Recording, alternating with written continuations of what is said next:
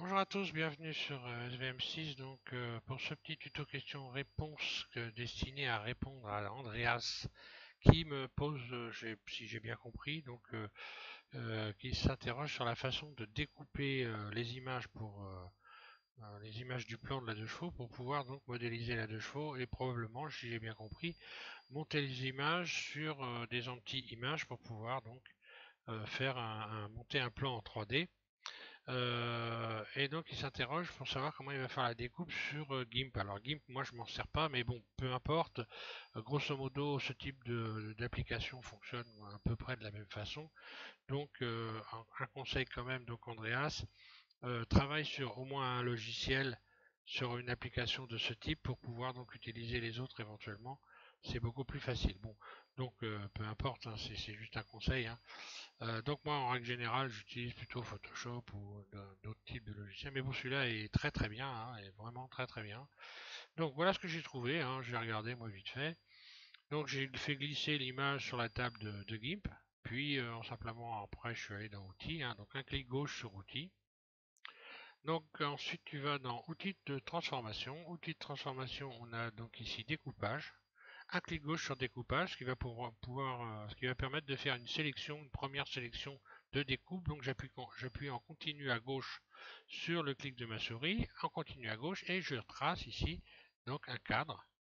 Donc je vais mettre un peu plus grand que la normale, puisque par la suite je peux affiner le réglage en positionnant mon curseur ici sur le bord, et je vais appuyer en continu à gauche et je vais affiner en déplaçant ma souris ici. Je vais affiner le réglage de la découpe. Voilà. Donc ça, je fais ça tout ça vite fait autour, hein. Donc voilà, c'est juste pour la démo, hein. Je fais ça rapidement. Puis ensuite, j'ai fait 2 clics gauche sur l'image pour retrouver la découpe. Voilà. D'ailleurs, même un, ça suffit apparemment. Bon, enfin, peu importe. Un clic gauche sur la truc, on retrouve la découpe.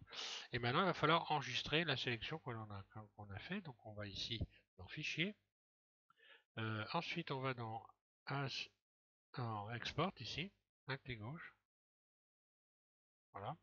Je vais donner un nom. Donc là, j'avais déjà fait un essai. Donc je vais donner un nom. Là, je vais l'appeler. Voilà. Je sélectionne donc le bureau pour pouvoir réceptionner les images, hein. C'est ce qui est le plus simple après de créer un dossier et puis voilà. À moins que tu veuilles mettre tes images dans un autre dossier, mais bon, peu importe. Moi, je fais comme ça en règle générale. J'utilise le bureau et je fais un dossier après. Alors, des habitudes, hein. Donc ensuite, ici, il va falloir donner donc le type de fichier que l'on veut obtenir. Donc j'appuie sur le petit plus qui est là, ici à gauche, un clic gauche, et je me retrouve avec une liste ici que je peux donc dérouler en utilisant la roulette de ma souris. Je vais donc aller sélectionner image PNG, un clic gauche sur image PNG. Voilà, à partir de là, j'ai donc indiqué à GIMP le format de sortie ma nouvelle image. Alors si quand on oublie de faire ça, donc GIMP n'oublie pas de préciser qu'il n'a pas de fichier sélectionné. Et puis voilà, une fois que je vais faire ça, j'ai fait ça, je vais faire exporter, un clic gauche sur exporter, je me retrouve avec cette petite affichette ici, et je vais donc exporter une nouvelle fois, ici j'appuie sur exporter, voilà, il n'y a rien à faire de particulier, et qu'une fois que c'est fait, mon image est arrivée sur le bureau, je n'ai plus qu'à revenir ici en allant donc dans édition, je reviens en arrière pour retrouver la totalité de mon image. Je vais refaire une nouvelle découpe avec encore une fois une sélection approximative ici. Et donc en ce qui concerne par exemple cette image là, il ne faut pas sélectionner le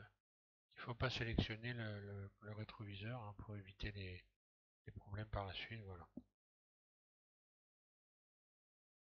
Voilà. Donc encore une fois, il faut le faire le plus précisément possible, mais on n'est pas dans les microns. Grosso modo, on est très loin d'être dans les microns. On ne peut pas imaginer un instant qu'avec un plan de ce type, on puisse modéliser une 2 chevaux aussi précisément que si c'était la réalité, hein. Donc on fait au mieux, j'ai envie de dire, au plus proche. Donc on ne verra pas des différences qui sont de l'ordre du millimètre forcément, hein. dans la modélisation. Voilà, donc il faut quand même là, on n'utilise pas pour modéliser avec ce type de plan des dimensions précises. Donc, inutile d'aller chercher des microns, il faut essayer d'être quand même le plus propre possible pour avoir quelque chose de sympa. Et là, encore une fois, je vais faire ça avec toutes les images. Voilà, j'espère donc, avec ce petit tuto, Andreas, avoir répondu à ton problème, hein.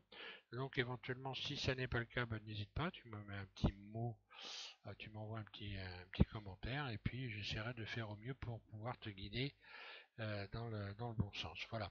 Merci à tous de suivre encore SVM6, hein, et puis si vous avez des questions dans les tutos, je peux vous aider, il n'y a pas de problème, je suis là. En ce moment, je fais moins de tutos simplement parce que bah, j'ai beaucoup d'autres choses à faire, donc voilà, mais bon, je reviendrai sur l'éclairage, hein, pour ceux qui ont fait, donc qui sont intéressés au clignotement et à l'éclairage avec Blender. Je reviendrai dessus parce que j'ai encore des choses à mettre à faire, hein, encore des tutos à faire qui peuvent être intéressants. Voilà. Merci à tous et puis donc Andreas, bon courage pour la suite avec ce modèle.